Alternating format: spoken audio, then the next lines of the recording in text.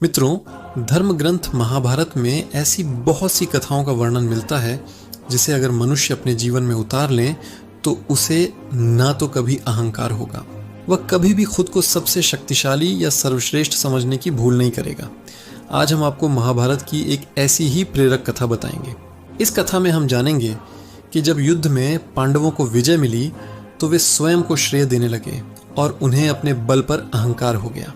तब श्री कृष्ण ने उनका यह भ्रम कैसे दूर किया, ये देखिए आज के इस वीडियो में। ये कथा महाभारत के समय की है जब युद्ध की तैयारियां चल रही थीं। कौरव और पांडव सेना कुरुक्षेत्र के मैदान में एकत्रित हो चुके थे। दोनों शिविरों में चर्चा थी कि यह महायुद्ध कितने दिनों में समाप्त होगा। उधर जब घटोत्कच के पुत्र बर्बरीक को इस युद्ध की जानकारी मिली तो वह अपनी मां से आज्ञा लेकर कुरुक्षेत्र के मैदान में पहुंच गया। वहां पहुंचकर बर्बरीक ने सबसे पहले भगवान श्री कृष्ण को प्रणाम किया और फिर बारी बारी से पांचों पांडवों के चरण छुए। उसी समय पांडवों के शिविर में एक गुप्तचर आया और उसने युधिष्ठिर को प्रणाम करते हुए कौरवों के शिविर की गुप्त बातें बताईं। गुप्तचर ने कहा, महाराज दुर्योधन अपने महारथियों से पूछ रहे थे कि कौन सा योद्धा कितने दिनों में पांडव सेना का वध कर सकता है। सर्वप्रथम पितामह भीष्म ने घोषणा की कि वे पांडव सेना को 1 माह में समाप्त कर सकते हैं। यह सुनकर युधिष्ठिर की चिंता बढ़ गई। फिर गुरु द्रोणाचार्य ने कहा कि वे केवल 15 दिनों में सेना सहित पांडवों का अंत कर सकते हैं। शिविर में सन्नाटा छा गया। इसके बाद अश्वत्थामा ने 10 दिन का समय मांगा और अंगराज कर्ण ने दावा किया कि वे केवल 6 दिनों में युद्ध समाप्त कर देंगे। गुप्तचर की बातें सुनकर युधिष्ठिर ने उसे बाहर भेजा और अपने भाइयों से पूछा कि वे इस युद्ध को कितने समय में जीत सकते हैं। अपने ज्येष्ठ के मुख से ऐसी बातें सुनकर चारों भाई एक दूसरे को देखने लगे। उन्हें समझ नहीं आ रहा था कि क्या उत्तर दें। तभी अर्जुन बोले कि पितामह भीष्म और गुरु द्रोणाचार्य ने जो घोषणा की है उस पर विचार करना आवश्यक है। यह सर्वथा असत्य है क्योंकि जय और पराजय में पहले से किया हुआ मिश्रण झूठा होता है। आपके अपने जो भी वीर योद्धा युद्ध के लिए रणभूमि में जाने वाले हैं, इनमें से एक भी सारी कौरव सेना का संहार कर सकता है। शेष हमारे पक्ष के योद्धाओं के डर से कौरव और उनकी सेना इस प्रकार भाग जाएंगे जैसे शेर के डर से मृग भाग जाता है। बूढ़े पितामह भीष्म, द्रोण गुरु और कृपा तथा अश्वत्थामा से हमें क्या भय। फिर भी यदि आपके चित्त को शांति नहीं मिल रही तो मैं आपको बता दूं कि मैं अकेला ही युद्ध में सेना सहित समस्त कौरवों को एक ही दिन में नष्ट कर सकता हूं। उधर अर्जुन के मुंह से ऐसी बातें सुनकर शिविर में मौजूद घटोत्कच के पुत्र बर्बरीक से रहा नहीं गया। उसने अर्जुन से कहा, पितामह, अभी आपने जो कहा है वह सही नहीं है, क्योंकि मैं आपके शत्रु अर्थात सेना सहित समस्त कौरवों को कुछ ही पलों में नष्ट कर सकता हूं। बर्बरीक के मुंह से ऐसी बातें सुनकर शिविर में मौजूद सभी योद्धा आश्चर्यचकित हो गए और उनकी आंखें लज्जा से झुक गईं। तब भगवान श्री कृष्ण ने कहा कि पार्थ, बर्बरीक ने अपनी शक्ति के अनुरूप ही बात कही है, क्योंकि इसके पास ऐसी शक्ति मौजूद है जो कुछ पल में ही होने वाले इस युद्ध को समाप्त कर सकती है। फिर भगवान श्री कृष्ण ने बर्बरीक से कहा कि वत्स, भीष्म, द्रोण और कर्ण जैसे महारथियों से सुसज्जित कौरवों की सेना को तुम इतना शीघ्र परास्त कैसे कर सकते हो? तुम्हारे पास ऐसा कौन सा अस्त्र है? कृपया करके हमें भी बताओ। तब बर्बरीक ने भगवान कृष्ण से दोनों हाथ जोड़ते हुए कहा, प्रभु, आप जो मेरे तरकश में यह 3 बाण देख रहे हैं, इन बाणों की सहायता से मैं पल भर में अपने शत्रुओं को नष्ट कर सकता हूं। तब श्री कृष्ण बोले कि पुत्र बर्बरीक, मैं केवल बातों पर विश्वास नहीं करता, मुझे प्रमाण चाहिए।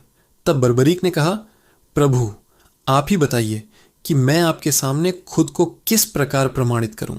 इसके बाद श्री कृष्ण शिविर में मौजूद 5 पांडव, भीमपुत्र घटोत्कच और बर्बरीक को एक ऐसे स्थान पर ले गए जहां पीपल का एक विशाल पेड़ था। वहां पहुंचकर श्री कृष्ण ने बर्बरीक से कहा, बर्बरीक, ये पीपल का पेड़ देख रहे हो? इस पेड़ में जितने भी सूखे पत्ते लगे हैं वही तुम्हारा लक्ष्य है। अगर तुम्हें इन 3 बाणों से इस लक्ष्य को भेद दिया तो मुझे तुम्हारी वीरता पर कोई संदेह नहीं रह जाएगा। भगवान श्री कृष्ण की बातें सुनकर बर्बरीक ने कहा, आपकी जैसी आज्ञा प्रभु। फिर उसने अपने तरीके से लक्ष्यों को चयनित करने के लिए एक बाण निकाला और धनुष की प्रत्यंचा पर चढ़ाकर उसे पीपल के पेड़ पर छोड़ दिया। पल भर में ही वह बाण उस पीपल के पेड़ में मौजूद सभी पत्तों को चिन्हित कर तरकश में लौट आया।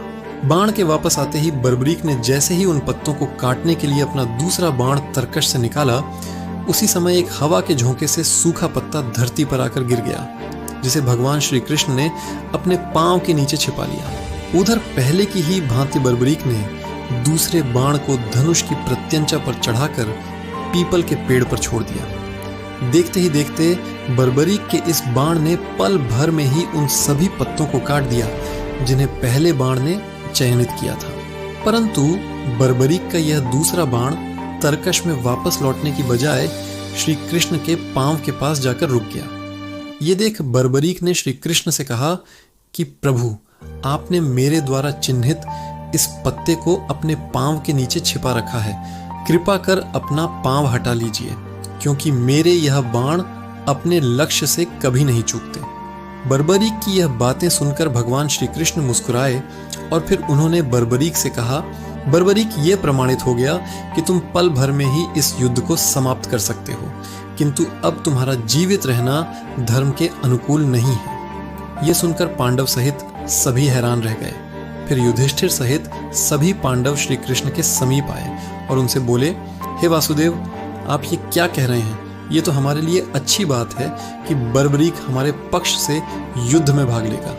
तब श्री कृष्ण बोले, आप लोगों को जैसा दिख रहा है वह सत्य नहीं है। अर्जुन बोले, तो फिर सत्य क्या है वासुदेव? तब भगवान ने जवाब दिया, आप लोगों को सारी सच्चाई बर्बरीक ही बताएगा। फिर श्री कृष्ण के कहे अनुसार बर्बरीक ने सच बताते हुए कहा, प्रभु, श्री कृष्ण सही कह रहे हैं, क्योंकि मैंने अपनी माता को वचन दे रखा है कि जो भी पक्ष इस युद्ध में निर्बल होगा मैं उस पक्ष से युद्ध करूंगा। तब भीम ने कहा कि वासुदेव, शक्ति की गणना के अनुसार तो इस युद्ध में हमारा ही पक्ष निर्बल है। भीम ने कहा, वासुदेव, फिर आप ऐसा क्यों कह रहे हैं? तब श्री कृष्ण भीम से बोले कि मजले भैया, शुरुआत में आपका पुत्र बर्बरीक तो आपके पक्ष में होगा, लेकिन अगले ही पल जब कौरवों का नाश हो जाएगा तो यह आपके विरुद्ध खड़ा हो जाएगा और कौरवों की तरह आप सभी का भी विनाश कर देगा। भगवान श्री कृष्ण के मुख से ऐसी बातें सुनकर बर्बरीक ने उनके चरण पकड़ लिए और कहा कि प्रभु, अब आप ही बताइए, मैं क्या करूं? तब श्री कृष्ण ने बर्बरीक को अपना शीश दान देने को कहा। बर्बरीक ने अपने दोनों हाथ जोड़ते हुए कहा, भगवान, मेरी एक इच्छा है कि मैं भी इस युद्ध में शामिल हो सकूं और अपनी आंखों से इस युद्ध को देख सकूं। अब आप ही बताइए कि मेरी इच्छा का क्या होगा।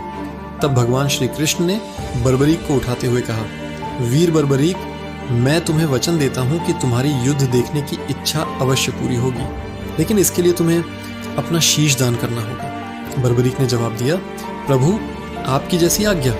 फिर उसने अपने तरकश से एक बाण निकाला और उसे संधान करते हुए ऊपर की ओर छोड़ दिया। देखते ही देखते पल भर में ही उस बाण ने बर्बरीक का सिर धड़ से अलग कर दिया, जो श्री कृष्ण के चरणों में जाकर गिर गया। उधर बर्बरीक के शीश को कटा हुआ देखकर पांचों पांडव और घटोत्कच शोककुल हो गए। फिर भगवान श्री कृष्ण ने बर्बरीक के शीश को अपने हाथों से उठाया। उसी समय आकाश में देवी जगदम्बा प्रकट हुई। श्री कृष्ण ने कहा, हे देवी, बर्बरीक के शीश को अमृत से सींचने की कृपा कीजिए ताकि यह अजर अमर हो जाए। भगवान का आदेश पाते ही देवी ने उसे अमृत से सींचकर अजर अमर कर दिया। फिर बर्बरीक का कटा हुआ शीश कहने लगा, प्रभु, आपकी कृपा से मैं इस युद्ध को देख पाऊंगा, मेरा जीवन सफल हो गया। इसके बाद भगवान कृष्ण ने बर्बरीक के कटे हुए सिर को कुरुक्षेत्र के बगल में एक पर्वत की चोटी पर स्थापित कर दिया। कृष्ण ने कहा, तुम इस छोटी से धर्म युद्ध देखोगे और साक्षी रहोगे। आज से तुम्हें मैं अपना नाम और अपनी शक्ति देता हूँ, जिसके बाद तुम खाटू श्याम के नाम से जाने जाओगे। श्री कृष्ण के ऐसा कहने के बाद पांडवों ने बर्बरीक के शीश को प्रणाम किया और फिर वह सभी श्री कृष्ण सहित अपने शिविर को लौट आए। अगले दिन कुरुक्षेत्र के मैदान में कौरवों और पांडवों के बीच महाभारत का धर्म युद्ध शुरू हो गया, जो 18 दिनों तक चला। इस युद्ध में कौरव पक्ष के सभी महारथी मारे गए और पांडवों को जीत मिली। मित्रों, अगर आप यह जानना चाहते हैं कि इन 18 दिनों में किस दिन क्या हुआ, तो इसके लिए आप हमारी दूसरी वीडियो देख सकते हैं। महाभारत युद्ध के 18वें दिन भीम के हाथों जब दुर्योधन का वध हो गया, तब पांचों पांडव श्री कृष्ण के साथ अपने शिविर में लौट आए। विजय के बाद पांचों पांडव युद्ध में मिली जीत का श्रेय स्वयं को देने लगे। किसी ने कहा कि उसने युद्ध का संचालन धर्म पूर्वक किया, इसीलिए जीत मिली, तो किसी ने कहा कि अगर वह पितामह भीष्म को बाणों की शैया पर नहीं लिटाता तो जीत मिलना असंभव था। अभी भाइयों के बीच यह बहस चल रही थी कि श्री कृष्ण वहां पहुंचे। युधिष्ठिर ने पूछा, हे वासुदेव, आप ही बताइए कि इस युद्ध में जीत का श्रेय किसे जाता है। श्री कृष्ण बोले, भैया, इसका जवाब तो वही दे सकता है जिसने इस युद्ध की सभी घटनाओं को अपनी आंखों से देखा है, और वही इस युद्ध का एकमात्र साक्षी भी है। श्री कृष्ण के इतना कहते ही पांडव समझ गए कि वासुदेव बर्बरीक की ही बात कर रहे हैं। फिर पांचों पांडव भगवान कृष्ण के साथ उस पर्वत पर पहुंचे। वहां पहुंचने पर बर्बरीक ने सबको प्रणाम किया। श्री कृष्ण ने पूछा, वीर बर्बरीक, तुम्हारे पांचों पितामह स्वयं को जीत का श्रेय दे रहे हैं, वास्तविकता क्या है? तब बर्बरीक ने कहा, पितामह, आप लोग किस आधार पर खुद को श्रेय दे रहे हैं? सत्य तो यह है कि आप सभी किसी से लड़े ही नहीं। वास्तव में तो युद्ध मेरे प्रभु श्री कृष्ण कर रहे थे। सुदर्शन चक्र ही सबको काट रहा था और महाकाली रक्तपान कर रही थी। बर्बरीक की बातें सुनकर पांडवों का सिर लज्जा से झुक गया। युधिष्ठिर बोले, वासुदेव, हमें क्षमा करें, हमें अपने बल का अभिमान हो गया था। मनुष्य को कभी भी अभिमान नहीं करना चाहिए, क्योंकि हम तो सिर्फ एक कठपुतली हैं उस परमात्मा के हाथों। उम्मीद है आपको खाटू श्याम जी की यह कथा पसंद आई होगी। ऐसी और कथाओं के लिए सब्सक्राइब करें डिवाइन टेल्स यूट्यूब चैनल।